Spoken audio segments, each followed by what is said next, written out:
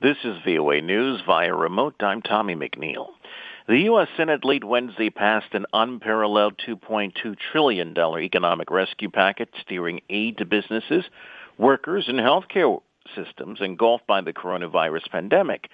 The unanimous vote came despite misgivings on both sides about whether it goes too far or not far enough, and it capped days of difficult negotiations at Washington as it confronted a national challenge unlike it's ever faced. The 880-page measure is the largest economic relief bill in U.S. history. Majority Leader Mitch McConnell of Kentucky appeared somber and exhausted as he announced the vote. He released senators from Washington until April 20th, although he did promise to recall them if it's necessary. U.S. President Donald Trump said on Wednesday that there was no need for countrywide screening for the novel coronavirus, despite a surge in diagnosed cases of the pandemic. He said that we have some big problems, but it's confined to certain areas, high-density areas. So why would we test the entire nation, 350 million people? Nationwide, at least 60,000 people have been diagnosed with COVID-19, the respiratory illness caused by the highly contagious virus, with the number of deaths approaching 1,000. The infection is particularly perilous to elderly people and those with underlying chronic health conditions.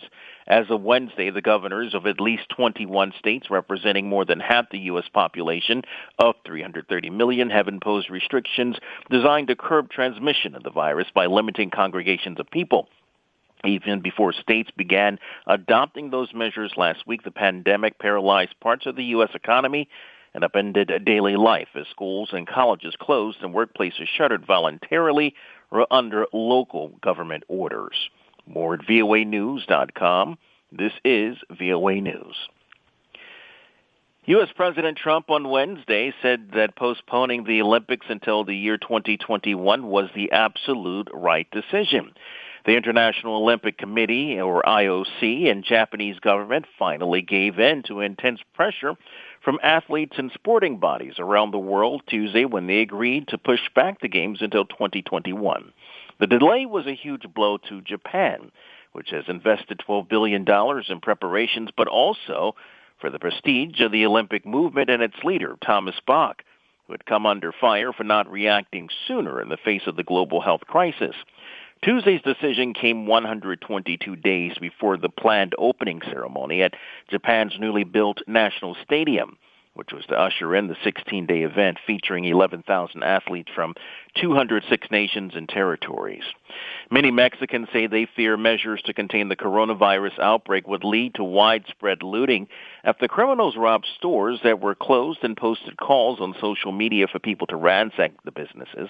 Police in Mexico City arrested 10 people Tuesday night who tried to rob shops in 4 neighborhoods. The city security ministry said this in a statement.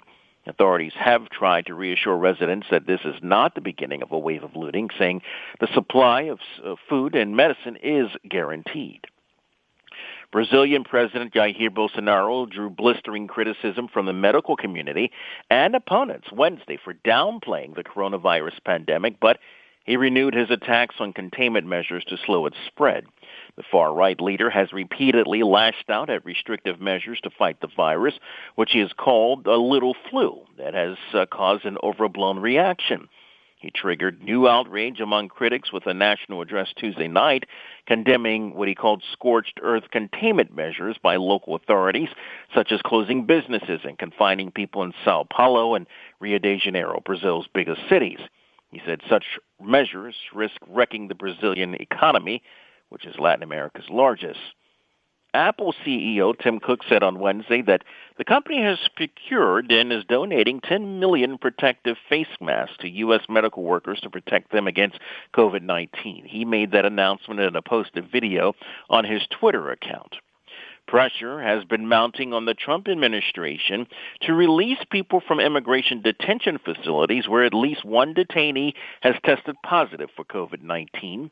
And advocates fear tight quarters and overall conditions could cause rapid spread of the virus. The U.S. holds around 37,000 people in immigration detention.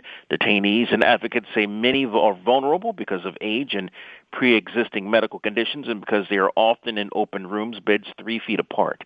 More at voanews.com. Via